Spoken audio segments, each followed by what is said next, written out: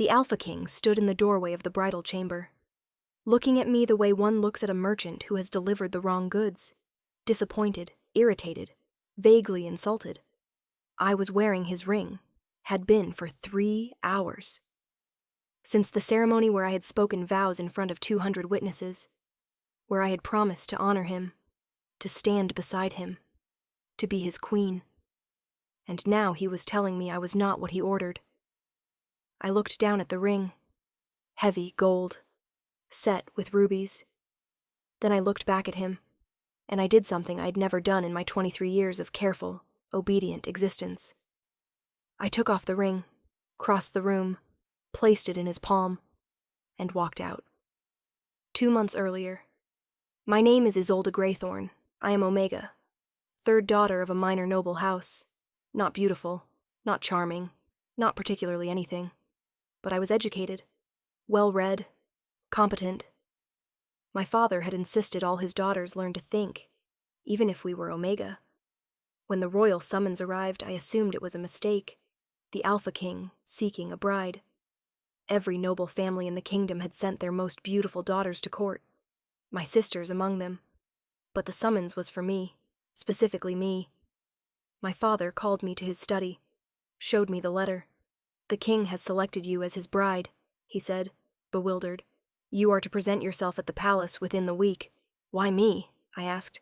"I do not know, but this is an extraordinary honor for our family." An honor. It felt more like a death sentence. I had heard of King Roderick Ashford. Everyone had. Powerful. Ruthless. A warrior king who had secured his throne through blood and strategy. He was 35, unmarried, focused entirely on expanding his territories and crushing his enemies. The idea that he had chosen me, plain, unremarkable me, made no sense. But I went. Because refusing a royal summons was treason. The palace was intimidating. Cold stone. Armed guards everywhere. An atmosphere of barely contained violence. I was shown to guest chambers, told to prepare for an audience with the king. I waited 3 hours. When the summons finally came, I was escorted to the throne room. King Roderick sat on his throne, reviewing documents. He did not look up when I entered. I curtsied, waited. Finally, he set down the parchment, looked at me. His eyes were cold, assessing. "Isolde Greythorn," he said. "Your Majesty.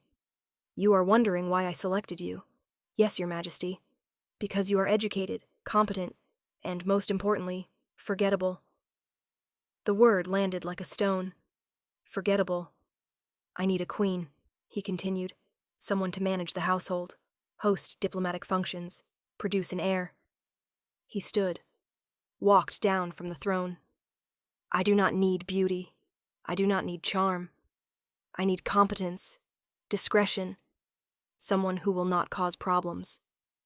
He stopped in front of me. "You fit the requirements. Will you accept?" I should have said no. Should have recognized the insult for what it was. But my family needed this alliance, and I had been raised to do my duty. "Yes, Your Majesty," I said. "I accept." He nodded, already turning away. "The wedding will be in 2 months. My steward will provide details." And that was it. No courtship, no conversation, no attempt to know me. I was a transaction, a solution to a problem, forgettable. The weeks before the wedding were lonely. I remained at the palace, learning protocols, meeting advisors. The king was always absent, fighting border skirmishes, attending war councils. He did not seek me out, did not ask about the wedding preparations. I told myself it did not matter. This was a political arrangement, nothing more. But it hurt, being so thoroughly dismissed.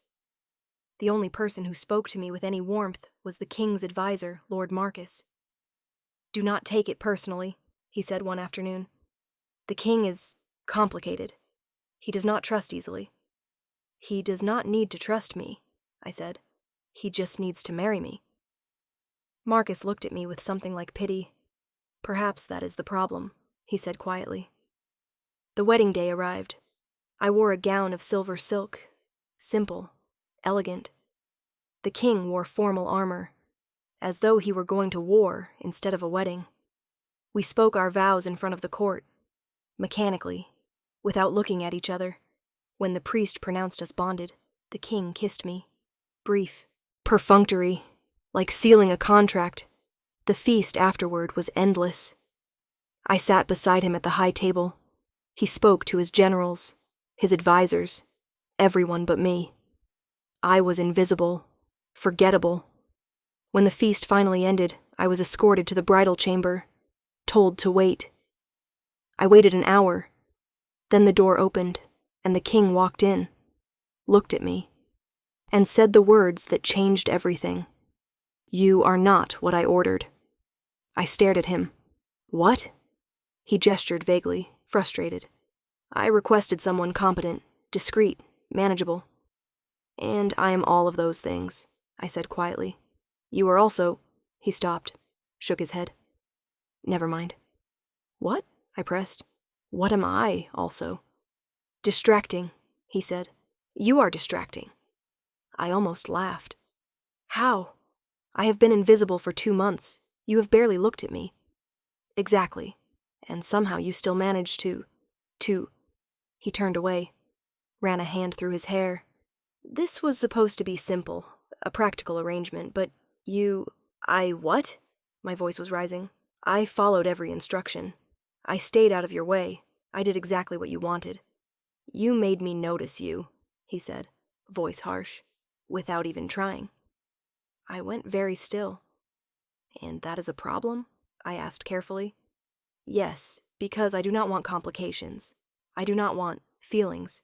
I want a queen who fulfills her role and nothing more." The words hit me like ice water. "You chose me because I was forgettable," I said. "And now you are angry because I am not forgettable enough?" "I am not angry. I am frustrated." "Because I exist?" My voice was shaking now. "Because I am a person, and not a piece of furniture you can ignore?" "You do not understand." "No," I interrupted. "I understand perfectly." I looked down at the ring on my finger, heavy gold, set with rubies, a symbol of a bond that was never real. "You wanted a transaction," I said, "not a person, and I let you treat me like one because I thought it was my duty." I pulled off the ring, but I am not what you ordered, and I will not spend my life being resented for having the audacity to be noticed. I crossed the room, placed the ring in his palm. "Find someone more forgettable, Your Majesty. I am done." His hand closed around the ring, eyes wide, shocked.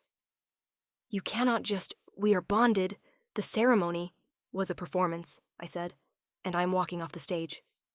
I turned, walked to the door. "Isolde." His voice was different now, almost desperate. "Where will you go?" I looked back at him. "Anywhere but here." And I walked out. I did not get far. The palace was a maze, and I was still wearing the wedding gown. I made it to the gardens before I had to stop, sit on a bench, process what I had just done. I had walked out on the Alpha King, on my wedding night, in front of, well, just him. But still, this was treason, or abandonment, or something equally catastrophic. But I could not bring myself to regret it. "Lady Isolde?" I looked up. Lord Marcus stood there, concerned. "Are you... Should you not be..." "I left," I said flatly.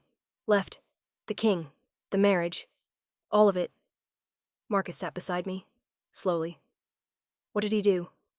"He told me I was not what he ordered." Marcus closed his eyes. "That fool. You are not surprised." "No, Roderick is... He is brilliant at strategy, terrible at people." "He wanted a queen he could ignore," I said, "and apparently I failed by being noticeable." Marcus was quiet for a long moment. "May I tell you something?" he asked. "Please. The king chose you because you were safe, forgettable, someone he could marry without risking... attachment. I know. But from the moment you arrived, he has been unsettled. You do your work quietly. You never demand attention.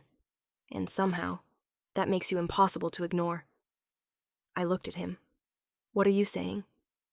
"I am saying the king is afraid. Not of you, of himself, of what you make him feel. That is not my problem, I said. No, Marcus agreed. It is his, and he will have to decide what to do about it. I spent the night in guest chambers. Servants brought me simple clothes, food I could not eat. No one mentioned the wedding, or the king. I did not sleep. At dawn, there was a knock on my door. I opened it. The king stood there. He looked like he had not slept either. "May I come in?" he asked. I stepped back. Let him enter. He stood in the center of the room, looking lost. "I owe you an apology," he said finally. "Yes, you do. I am..." He struggled for words. "I have spent 10 years building walls, keeping people out. And you walked past every single one without even trying." "By being competent and discreet?" I asked, edge in my voice. "By being you," he said. "You do not perform. You do not scheme. You just exist, honestly. And it terrifies me." I crossed my arms. "Why?" "Because I chose you thinking I could keep you at a distance. And within 2 months, you had become..." He stopped, looked at me. "The only person I think about," he said quietly. "The only face I see when I close my eyes. The only voice that cuts through the noise." My breath caught. "I told you that you were not what I ordered," he continued. "And I was right. You are not." He took a step closer. "You are so much more than I deserve, more than I knew how to ask for. And when I realized that, I panicked." "So you insulted me," I said. "So I pushed you away, like a coward." He pulled something from his pocket. "The ring. My ring. I am not asking you to take this back," he said. "Not yet. I know I do not deserve that." "Then what are you asking?" "For a chance to start over, to court you properly, to prove that I can be the man you deserve." "We are already married," I pointed out, "legally, but not truly. Not in any way that matters." He set the ring on the table between us. "I want to earn this. Earn you. If you will let me try." I looked at the ring, then at him. "Why should I?" "Because I am in love with you," he said. "And I have been since the day you corrected my trade policy proposal without flinching." I blinked. "That was 3 weeks ago." "I know, and I have been trying to ignore it ever since. Clearly, that did not work." Despite everything, I almost smiled. "You are terrible at this," I said. "At what?" "Feelings, people, all of it." "I know," he said. "Will you teach me?" I looked at him for a long moment. This man who had called me forgettable, who had married me as a transaction, who was now standing in front of me, vulnerable, honest, asking for a chance. 1 month, I said. "What?" "You have 1 month to prove yourself, to court me properly, to show me that you see me as a person, not a convenient solution. And if I fail, then I leave, for real this time, and you find someone else to be your forgettable queen." He nodded. "Fair. More than fair." He turned to leave, stopped at the door. "Isolde?" "Yes? Thank you for walking out. I needed to see what I was losing." "You have not lost me yet," I said, "but you came close." "I know," he said. "I will not waste this chance."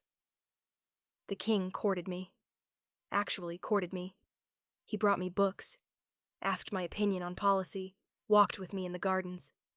He was awkward at first, uncertain, but he tried. And slowly I began to see who he was beneath the crown. Someone brilliant, driven, lonely. Someone who had built walls so high he had forgotten what it felt like to let someone in. On the 15th day, we argued about border policy. "You are wrong," I said bluntly. He blinked. "About what?" "The southern trade routes. You are prioritizing military advantage over economic benefit." "Because military advantage keeps us alive. And economic benefit keeps us fed. You need both."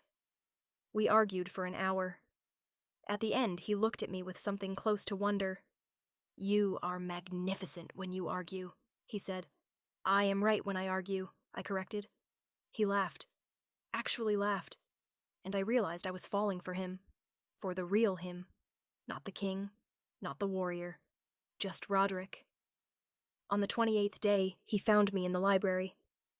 I have something for you, he said. He held out a small box. Inside was a ring, not the heavy gold one from the wedding. This one was simple, silver, set with a single sapphire. It was my mother's, he said quietly. She gave it to my father when they were courting, before the crowns, before the politics. He took it from the box, held it out. I am not asking you to be my queen. Not yet. I am asking you to be mine. If you will have me. I looked at the ring, then at him. One condition, I said.